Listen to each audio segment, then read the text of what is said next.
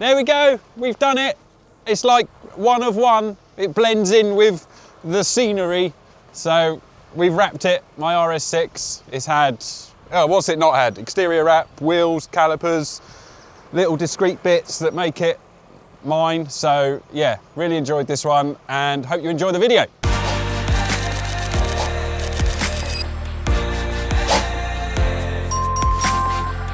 It's my car this week. We are wrapping my Audi RS6. So I've already started. I got excited and couldn't wait. Ryan wanted to wait a couple of days and I was like, no, we must do it now. So check it out. I've done the bonnet and the other side. Ta-da! What colour is it? Matte Intense Sandstone or Sandstorm. What make is it? Platinum wrapping film. I don't know where they get these names from. They just pull them out of the hat, I swear they do. Yeah, it's cool. I haven't had anyone say they don't like it yet, apart from my dad who just walked in and said it's green. It's not green. It's Matte Intense Sandstorm. Yeah, bonnet, wing, door, done. Bumper is in bits, so that's stripped and happening. This is what you have to do with a white car. This is why, if you own a white car and you want to get it wrapped, you probably end up having to pay a bit more money because you just have to go so much further. I wanted a black one. If you're going to say, well, why did you buy a white one? I wanted a black one, but they didn't have one. So, and this one came up and it was everything else I wanted apart from the color. So that's why I've got a white one. But yeah, I'm excited. An exterior wrap. I'm not doing the shuts and the returns because, as I said before, it's going to get its color changed again next year or 18 months. So I'm not wasting another week doing all the shuts and all the returns. So it's just having an exterior, it's having a Gyeon ceramic coat. Oh, calipers are gone. They're going to the paint shop, or they've gone to the paint shop. Got excited with those as well. They've gone. So they've gone to Kai at Bodyguard. He is doing something with those. We've got to make some new stickers. I'm not putting RS badges back on it either. We're going to put them under the wrap. So we're going to emboss the RS6. Oh, and the wheels are gone. They've gone to auto wheels. They're being refurbed as well. I don't even know what he's doing with them really. I know that they're going a specific colour, but that's it. So they'll be back. I might put a black spoiler on it. I might put a black shark fin on it. I might put a black roof on it. I don't know. There's too many options. I do this as a job. I'm going to be here to the early hours, but we can do, let's do the other wing. Let's take the headlight out and we'll do the other wing. I've got a Paulie, as my little one calls them. I lost some skin earlier. You should see the state of Ryan. Not funny?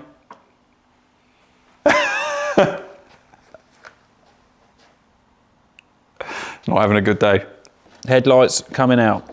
I don't need to tin the lights, I've already done that. I did that when I first got it. Safety, tick. Performance, tick. Style, tick. Size matters, tick.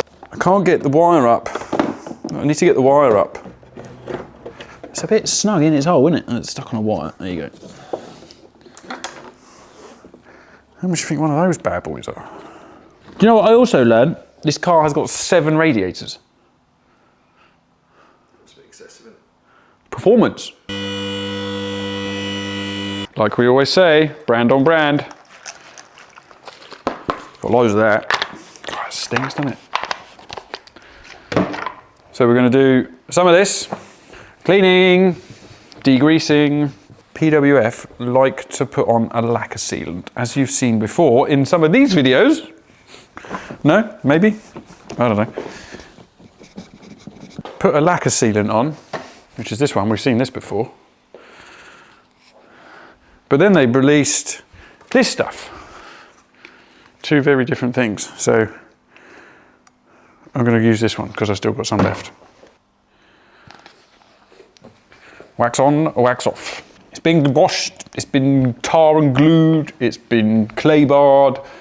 Here is Matte Intense Sandstorm. Let me know in the comments what you think. Don't write it's green, because it's not green. Right. And I found out that my car is not magnetic. I was very upset yesterday when I was trying to do the bonnet. Filler in it, probably. got no filler in it. It's never had an accident. You can check out on Car Vertical. Why are you taking the back off, Nick? I'm not, I'm just doing a little bit because it always helps. Because I'm a loner and I'm on my Todd, it just helps when you're outside that you've got a bit ready to go. I'm gonna go about there, I reckon. Send it. Oh yeah. Do I need to get, oh no, it's too short. Stuck it in the wrong place.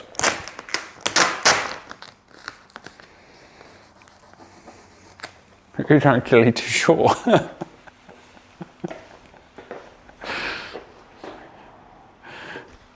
Right, so we're going to relief cut this generously so we don't go too close to the edge.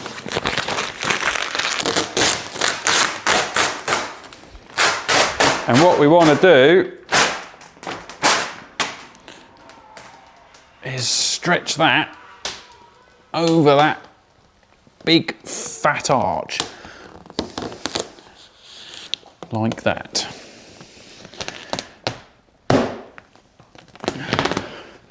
Look at that, wraps itself. Yeah. Right, that will squeegee out, that will squeegee out. That one won't. There we go. We had a new Alpine booked today, like that new Renault 5 thing. He's one of those, he's booked. What's that? Full wrap, shuts, returns, the whole shebang. It's going to look cool as well, actually.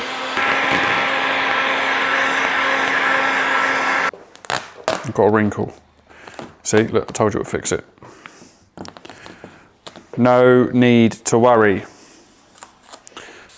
Yeah, it's like so matte, you can hear it. Right, a bit of heat, and we've got an air hole at the back, so we can get that stretched in.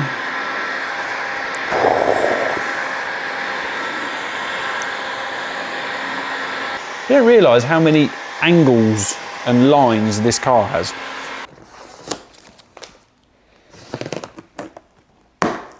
There we go. One air pocket released. Oh, we've gone past 500 subscribers now. Cooking with something, so thank you to everyone who subscribed. If you haven't subscribed, maybe now is a good time. I'm actually enjoying this as well. Mind you, I enjoy wrapping cars anyway, but... Oh man, wrinkle. This material wrinkles really easily. I'm worried about that though. How am I going to get that out? Right, I'm now just heating the material up to get the squeegee scratches out of it, and also to make sure I have not missed any areas with the squeegee, because I have, a bubble will appear, but we look good. Let's get some wheels. It didn't have any black. How can you not have black wheel weights? Look at those. Should I have gone black? They definitely needed to go black, didn't they? Yeah. Auto wheels, that's where you need to go. Speak to Steve. With big green calipers in there. Green? Yeah, they've got the same colour as the car. Of course you wouldn't have green. Sandstone. Yeah. There you go, Ryan, edit that. So we are doing the front bumper, and instead of me just showing you the process of a wrapped car, this is what it came in looked like, this is what it's going out looking like, we're going to do a little bit more in-depth sort of why I do what I do, how I do it, and why I'm putting certain cuts, using certain tools and things like that. So a little bit more of a technical side. It's quite an easy bumper to do. It's not like what I would call like an M Sport bumper, even though it's an RS. It's not like a BMW thing. They got pods of pockets and angles and all sorts, and you end up putting 15 inlays in just to rack it. So this isn't too bad. This is pretty smooth and pretty sleek. So we're still going to need a couple of relief cuts, I reckon, and primer. There's some what I call high risk areas. So in the wrap industry, primer is known as, oh, you can't use that. That's not correct. It's a tool that 3M make, and they make it for a reason. So we're all about longevity, making the wraps last, not lifting, not bubbling, peeling away, etc. So if you can use primer, don't know why I'm waving a cotton bud around, or clearly bring the cleaner. If you can use primer, then use it. Yes, there's specific areas where you can use it. You don't want to just paint a bonnet in primer.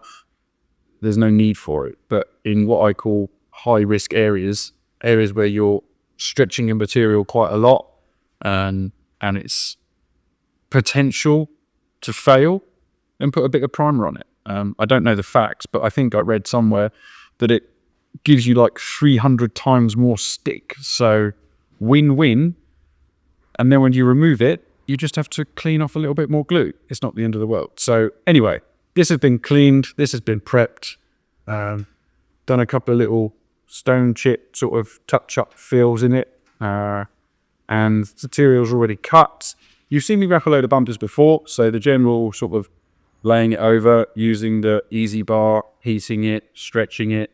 We won't go into that too much, but it's more sort of like how we get the material into these areas, why we put relief cuts in, even down to sort of different size of the squeegee. There's one's got a felt side, one's got a no felt weight, and there is a reason for it. This is a harder edge, this is a softer edge. So there's a number of different things that we'll go into, but let's get into it, guys. So primer. Yeah, it's basically vinyl glue. It doesn't damage the paint or anything like that. I mean, if you've got flaky paint, then yes, it's going to pull it off. But generally speaking, if it's OEM, it's original paint, you're good to go. So why do we use it? It gives you more stick. So in areas, for example, under here, it's quite a sharp angle. It's probably almost 90 degrees-ish. The material is going to go over here and here. I would run just a small line in there. This section here, the lower section of the bumper, that's going to be quite high compared to the rest of the bumper.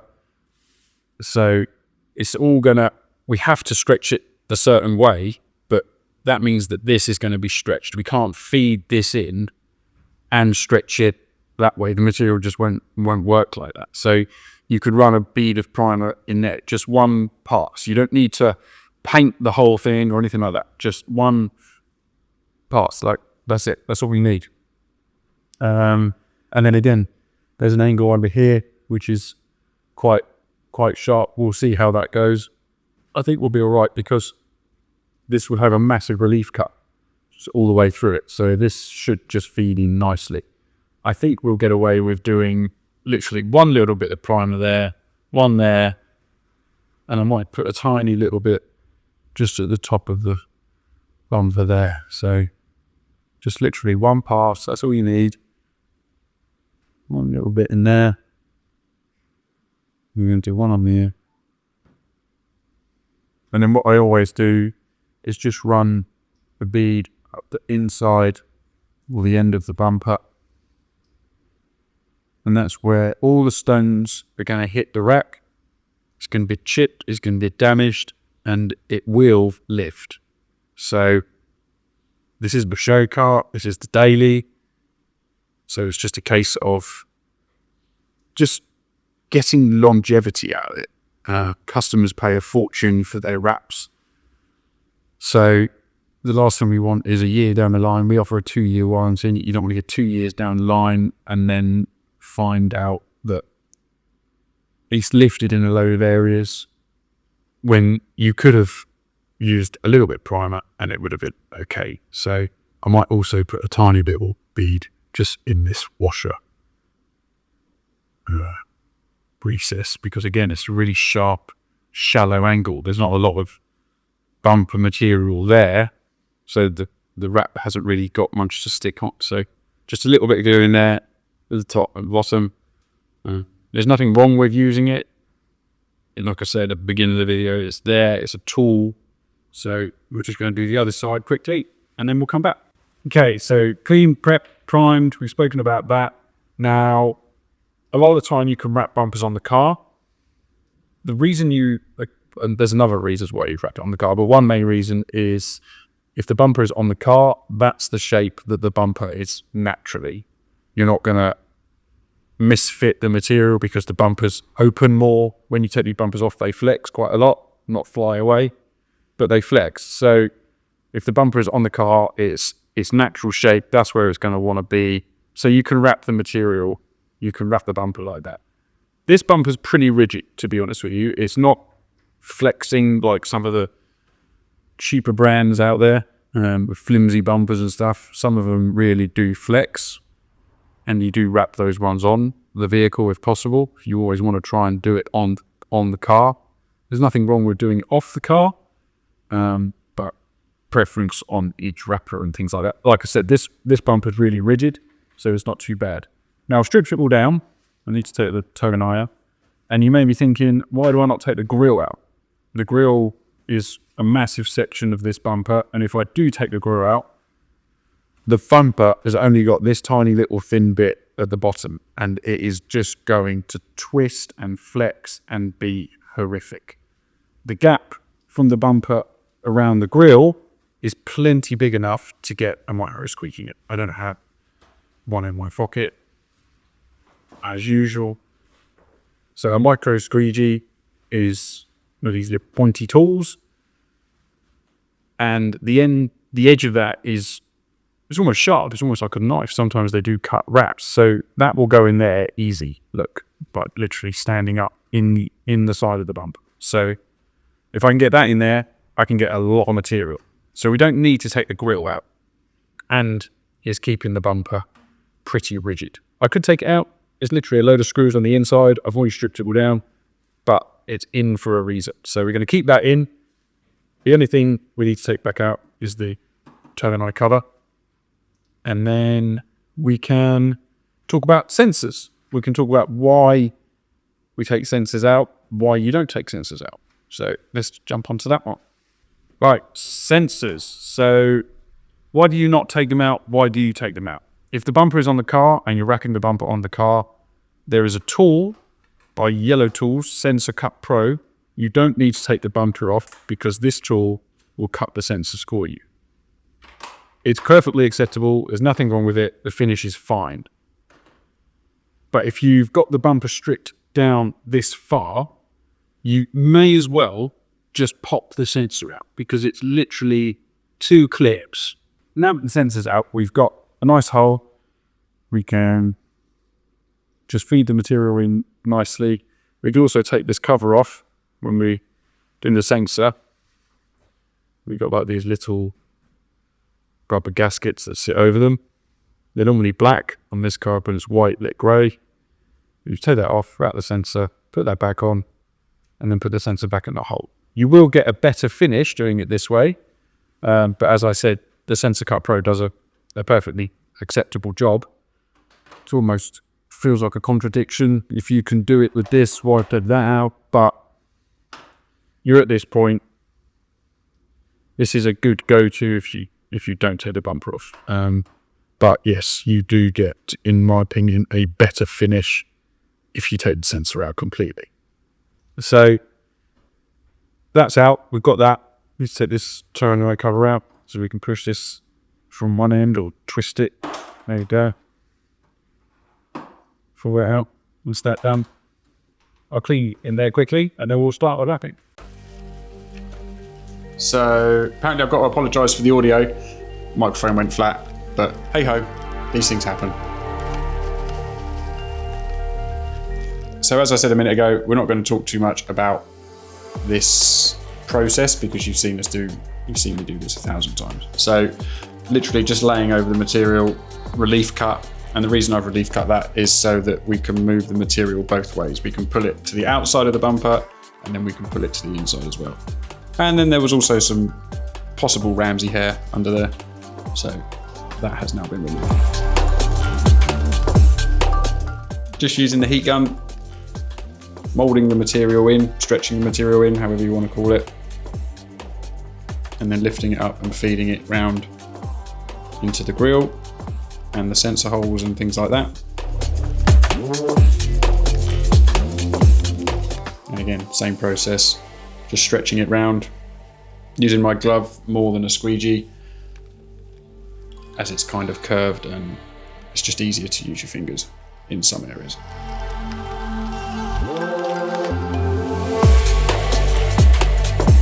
And then this little section here, it's got like a little line, like a little groove. It's really sort of quite skinny. So the material won't stretch in there. So we're trying to feed it in as best we can. I think there's a primer in, a line of primer in there as well. So that's all good to go. And now just stretching it round. We only need to get it over the first lip of the bumper. We're not going to try and stretch it all the way around because there's a piece that's going to go on the underside. So we're just literally getting it around 5 or 10 mil, and then we can trim that up. And now starting to work on this big hole section. Hole section? That doesn't make sense. Just sort of heating the material, stretching it in, and when we're heating it on the other side to where we're actually working. We're not actually heating it on the area that we're feeding in or stretching in. And then once we get all the way to the bottom of the bumper where we're trying to get to, we can then do a relief cut and feed the rest in. Right, that's me talking for a bit.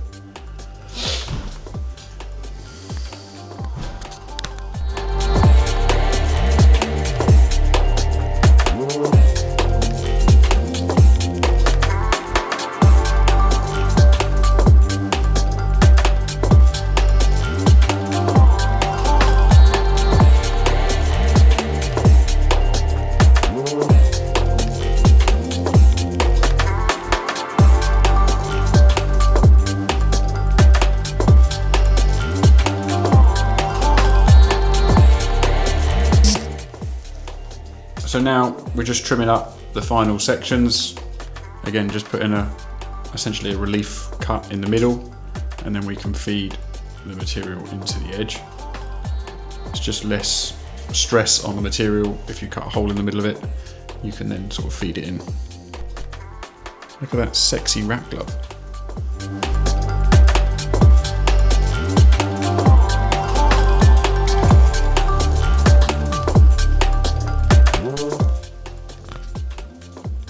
And then just trimming the grille, or the surround for the grille. So running the knife on the grille side, not on the bumper side, which will leave us a couple of mil to tuck the material in.